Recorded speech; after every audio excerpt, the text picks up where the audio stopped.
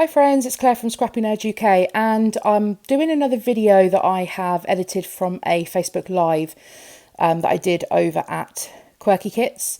And today I'm working with the this butterfly cut file. So I'm just showing now, I've just used some wet glue to stick to the back of my cut file, and I've just applied that using a sponge. It's such an easy way to get glue onto the back of an intricate cut file.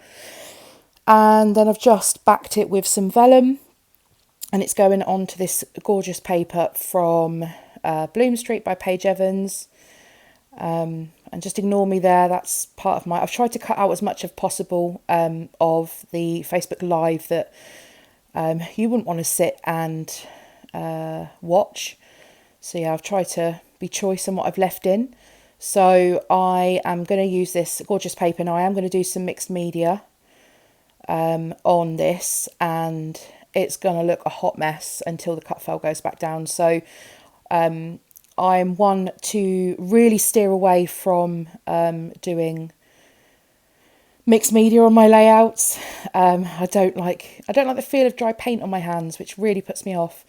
But I really wanted to get some mixed media down on this layout, so I really encourage you to try this technique as well. So as I said, it's going to look a hot mess until this cut file gets stuck back down. So I'm just going to use this photo of myself. I took this in April, I think, and I had given myself a home haircut. I literally chopped off, I don't know, 8 inches of my hair, quite a lot, into a short bob. And I took a photograph that day of my new haircut. And of course I am donning a pair of Disney ears because I may not be able to go to Disney at the moment, but I'm living the Disney life whilst at home. So I have figured out where I want my cut file to go, and I've just drawn around just a really thin pencil mark to give me an idea as to where I want it to go. Now I apply this gesso. This is a Vicky Boutin gesso all the way around. Now I don't apply enough, so I quite like how this turns out. So I do this thin line around the butterfly pencil mark that I've left, and I should have pulled the gesso out a little bit more as well, because my watercolor does end up going straight onto the paper as well as that gesso. So but I actually quite like the difference in the colour tones that you get when you apply it on top of gesso and when you apply it on top of the paper. This really just stopped the paper from warping a lot when I was applying the watercolour down. So I'm just making my way around. I'm just going to use my finger to smudge this down. And yeah, it doesn't look a great sight at the moment, but as I said, once that watercolour's down and the cut file's back over, then it all comes together really nicely. So once I've done that, I set that aside to dry. I actually send hubby into the kitchen with a heat tool to go and dry it off for me. He's a keeper. So I'm just using colours. So this is a metallic watercolour, so it gives a nice shine. And you'll see here that I go over the gesso and there's a bit over the paper as well. And you get different textures, different colour tones when you've applied it on top of the gesso and onto the paper. So all I'm going to do here is I've picked out 3 colours that match this background paper. So you've got like a blue purpley colour and a pink and a yellow. So I'm just using my watercolours to go around the where the gesso is, and I'm just going to alternate the colours until I fill up all the way around the butterfly. I'm just applying the water into the pan of the watercolours and adding on to some packaging, and then just placing that down over where the gesso is. And I think I used the pink and I certainly used the purple, the blue purple, and I think the yellow from the metallics. But I think I used the pink from the other palette on the right hand side. So the left one left palette are the metallics, and then the right palette is just normal watercolors. And these are both from Artist Loft, which I know quite a few of you have already. So as I said, this looks like a hot mess, but do not panic. So I'm going to come in now with some white ink splatters, and my favourite tool to be able to do this with is the Posca paint pen.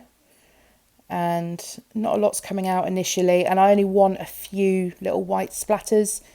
And it's important that you let the watercolour dry before you add the paint splatters on, because otherwise they tend to sort of spread out when they hit the watercolour.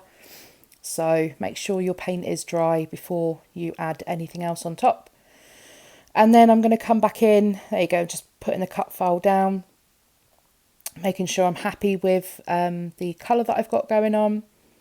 And then I'm going to come in with some other splatters. So again, I'm just pulling those colours that I've used, adding some pink splatters. First off, I think I'll go with a little bit of a darker pink on this, just so it contrasts. And then in with the metallics and some yellow, which is almost like a gold yellow. Adding those splatters in as well, all the way around. And you can't see those massively on camera, but they are there. And then finally the purple splatters as well. So again, no particular groundbreaking technique there with splatters, just a paintbrush and some watercolour paint. And again, I've set that aside to dry. So next up, I'm going to add my cut file back on, and I've just added some foam behind my cut file to give it some height. And I've tried to stick the foam where the lines of the cut file are to try and hide it as much as possible. And then when that goes back down, I know that looks like a big white splodge at the top left there, but it's not. That's the metallic paints that the camera sort of not picking up too well. So my cut file is now back down, and then I'm going to start working on my photo and my embellishment clusters. And this comes together fairly quickly from here, so I stick to the rule of 3 for the embellishment clusters. So first of all, I'm just going to matte my photo. I'm going to do really simple matting on this. So I'm going to matte it on white, which is one of my go-to things to do. Always helps the photo pop. And because I'm working with a lot of colour in the background, I printed my photo in black and white. And then I am just going to apply a layer of vellum underneath as well, which helps tie it all in together with the cut file. So here come the flowers. So these are from the same kit from, and these are all from Bloom Street. And I'm just going to tuck a flower cluster into the bottom left there, to the bottom left of the photo and to the top right of the photo. And I want to have a mixture of big and small flowers, and then I'm going to make a third cluster in that top left above the left wing, just deciding what pieces I want to include. And then I'm just going to build on those clusters with different flowers from the flower pack. And I'm going to stick these down and making sure adding in some of these little leafy bits as well. So I'm going to do a mixture of sticking some flat to the background and then sticking some up on foam as well. So you can see here, whilst I'm building the clusters around the cut file, that it all starts to come together.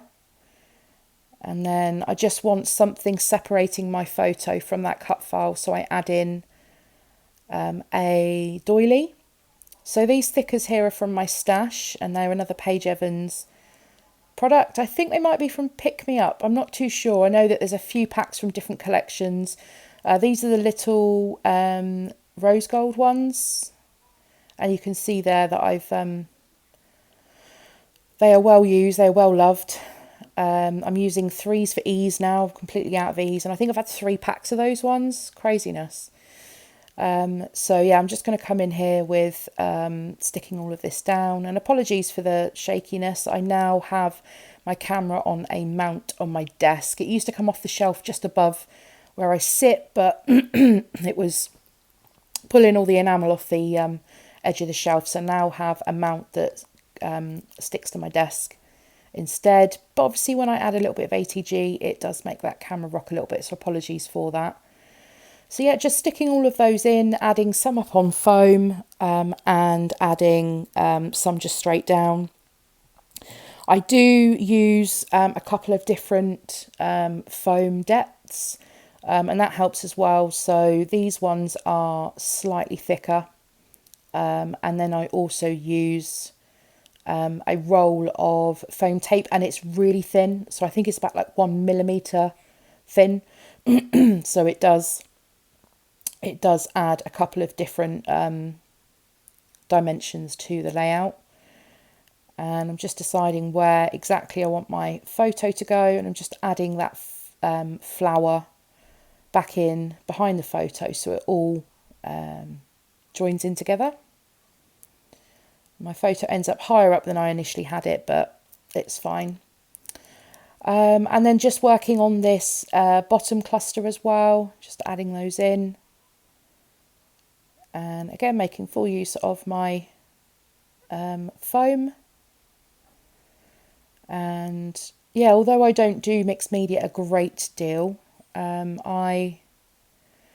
I've encouraged myself to do it a little bit more. I've got all the supplies, and I occasionally pull them out to give it a go, but just need to be a little bit braver with it. Right, so this is the next step. I am using I'm fighting.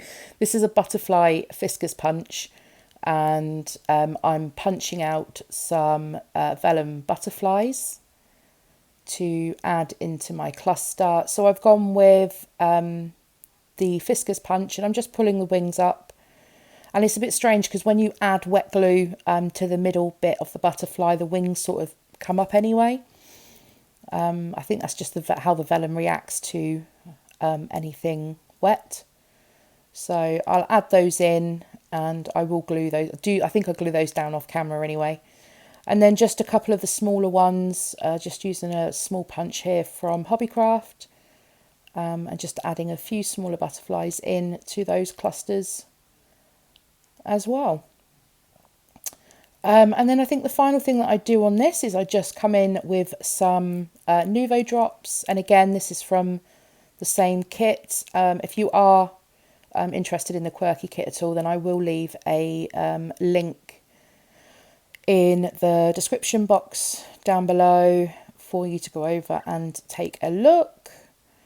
And this is pretty much finished, so I'll pop up a couple of close-ups here for you as well.